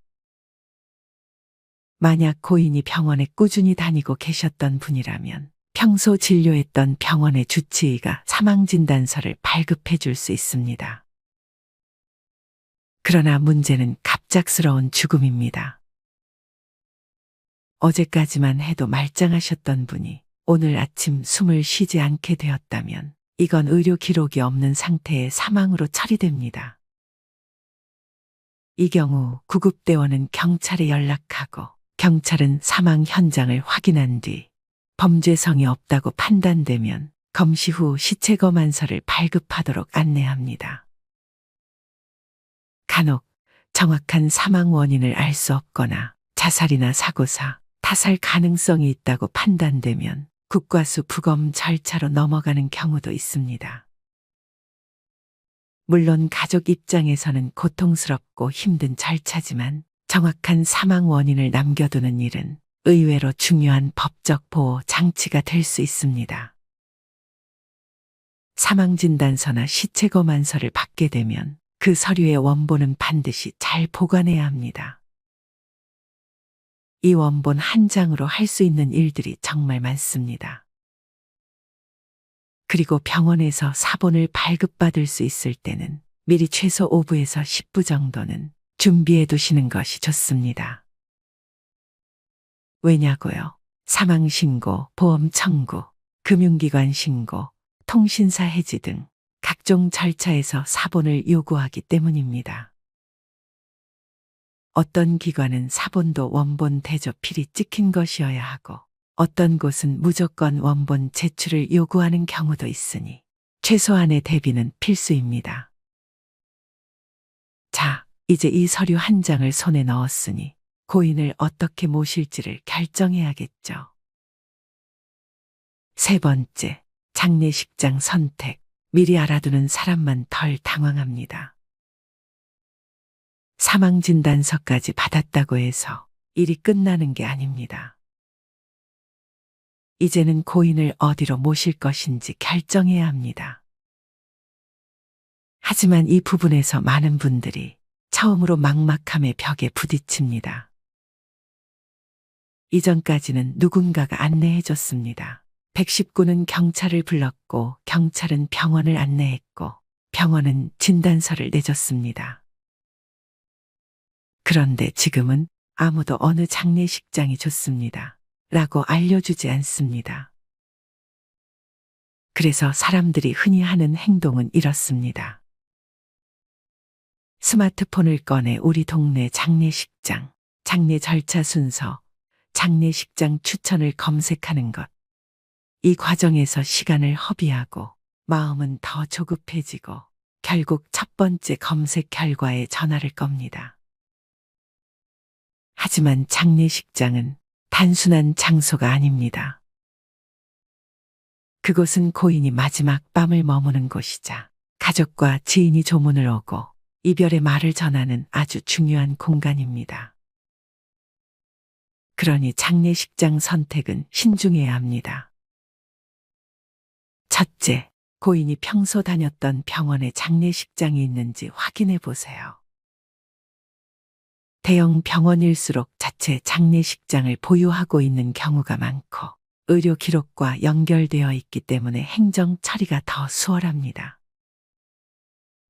둘째, 종교적인 배경이 있다면 해당 종교 단체에서 운영하는 장례식장도 좋습니다. 불교, 기독교, 천주교 등 각각의 종교 의식에 익숙한 직원들이 의전을 도와줍니다. 셋째, 집과 가까운 위치, 교통 편의성, 주차 공간, 조문객 접근성을 고려해야 합니다. 멀리 있는 장례식장은 교통비, 체력 부담, 조문 편의성 면에서 불리할 수 있습니다. 넷째, 비용. 이건 정말 중요합니다. 장례식장마다 이용료, 입관료, 접객료, 음식 비용 등이 천차만별입니다.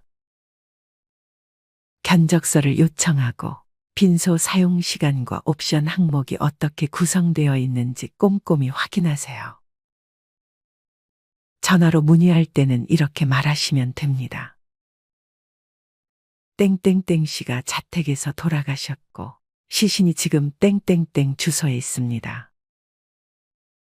빈소 예약 가능 여부와 시신 이송이 가능한지 문의드립니다.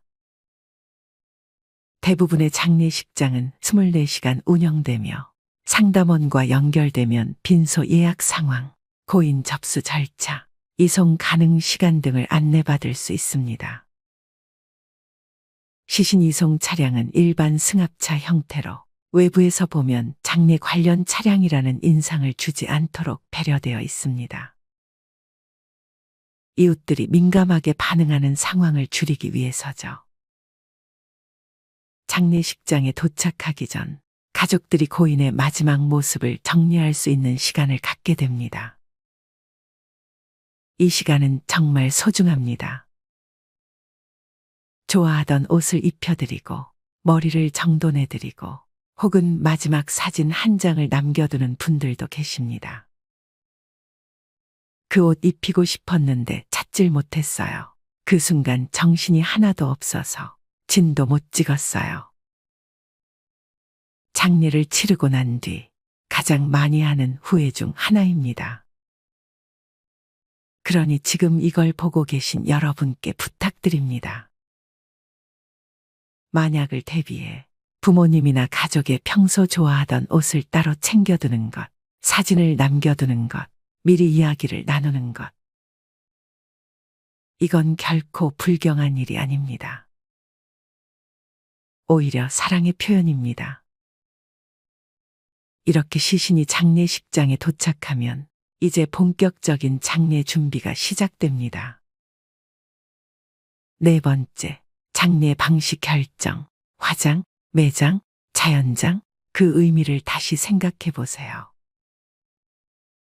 장례식장에 도착하면 곧바로 받게 되는 첫 번째 질문. 화장하시겠습니까? 매장하시겠습니까? 이 질문이 생각보다 당황스럽게 느껴질 수 있습니다. 가족 중 누구도 그 질문에 대해 진지하게 이야기해 본 적이 없었다면 지금 당장 결정해야 한다는 현실의 고개를 떨구게 됩니다. 이걸 어떻게 정하지? 아버지는 뭐라고 말씀하셨었지? 형은 화장을 하자고 하고 어머니는 매장을 원하시고. 이처럼 장례 방식은 남겨진 사람들의 의견이 엇갈리기도 합니다. 하지만 가장 중요한 건 가능한 한 고인의 생전 의사를 따르는 것입니다. 만약 생전에 난 화장해서 나무 아래 뿌려줬으면 좋겠다 는 말을 했었다면 그 한마디가 고인을 위한 최고의 길잡이가 됩니다. 그렇다면 구체적으로 어떤 방식이 있는지 살펴볼까요? 첫째, 매장. 매장은 말 그대로 고인의 시신을 수의에 입혀 관에 안치한 뒤 땅속에 묻는 장례 방식입니다. 가족 묘지나 선산이 있거나 종교적 신념상 화장을 꺼리는 경우 매장을 선택합니다. 하지만 매장은 준비할 것이 많습니다. 묘지 부지 확보, 묘지 조성 비용, 벌초나 관리 문제까지 고려해야 합니다. 그리고 수도권에서는 묘지 부지를 구하기도 어렵고 공원형 묘지의 가격은 생각보다 높습니다. 둘째, 화장. 요즘은 90% 이상의 유가족들이 화장을 선택합니다. 화장은 시신을 불에 태워 유골로 남기는 방식입니다. 장례식장에서 염습과 입관을 마치고 발인 당일 화장장으로 이동해 화장을 진행합니다. 중요한 건 화장장은 대부분 예약이 필요하다는 점입니다. 특히 사망자가 많은 계절, 겨울철에는 예약이 꽉 찰 수 있습니다. 그래서 장례식장 도착 즉시 화장장 예약 여부부터 확인해야 합니다. 화장 후 유골은 어떻게 하냐고요? 세 가지 대표적인 방식이 있습니다. 첫 번째, 봉안당, 실내 납골당에 유골함을 보관하는 방법입니다. 병원 장례식장에 부속되어 있는 곳도 있고 종교시설, 공공기관, 사설 봉안당도 있습니다. 깔끔하게 관리되고 추모하기도 편합니다. 두 번째, 수목장, 나무 아래에 유골함을 묶거나 유골을 가루로 만들어 나무 아래 뿌리는 방식입니다. 자연 친화적인 방식으로 고인이 자연으로 돌아가길 원했을 때 많이 선택됩니다. 가격도 비교적 합리적이고 추석이나 설 명절에 굳이 먼 길 떠나지 않아도 되는 장점이 있습니다. 세 번째, 자연장, 유골을 바다나 산에 뿌리는 장례 방식입니다. 허가된 장소에서만 가능하며 행정적 절차가 필요하지만 고인의 의사가 뚜렷했다면 가장 뜻깊은 선택이 될 수 있습니다. 장례 기간도 함께 정해야 합니다. 전통적인 3일장 외에 2일장, 1일장도 점점 늘어나고 있습니다. 요즘은 조문 문화도 변화하고 있고 가족들의 체력과 여건을 고려해 장례 기간을 정하는 경우가 많습니다. 장례는 반드시 길다고 좋은 것도 짧다고 무성의한 것도 아닙니다. 고인을 향한 마음이 담겼다면 그 어떤 방식도 존중받아야 마땅합니다. 다만 중요한 건 고인의 뜻과 남은 가족들의 합의 이 두 가지가 균형을 이루는 것. 장례 방식과 기간이 정해지면 그에 따라 예산도 크게 달라집니다. 장례식장에 견적서를 요청해서 염습, 입관, 발인, 운구, 화장장 비용, 봉안당 안치 비용 등 전체 예산을 미리 확인하는 것이 좋습니다. 그리고 무엇보다 중요한 것, 고인의 장례가 끝이 아니라 이제부터는 법적 절차가 시작된다는 사실도 기억해야 합니다. 다섯 번째, 사망신고는 정부24에서 클릭 한 번으로, 그러나 절차는 정확해야 합니다. 장례가 끝나기 전 혹은 바로 직후 가족 중 누군가는 반드시 해야 할 일이 하나 있습니다. 바로 사망신고입니다. 고인이 아무리 평생을 성실하게 살아오셨더라도 이 신고가 제대로 이루어지지 않으면 공적 기록상에서는 여전히 살아있는 사람으로 남게 됩니다. 그리고 그 결과 건강보험료가 계속 부과되거나 공과금, 자동이체, 세금 고지서가 계속 도착하는 당혹스러운 상황이 벌어지기도 하죠. 그래서 반드시 사망신고는 사망일로부터 30일 이내에 진행해야 합니다.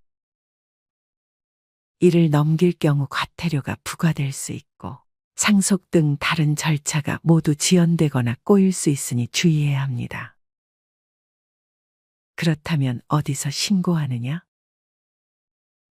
고인의 주민등록상 주소지, 사망이 발생한 장소에 관할 주민센터 또는 신고인의 주소지 관할 주민센터 중 한 곳에서 신고할 수 있습니다. 최근에는 오프라인보다 온라인을 더 많이 이용합니다.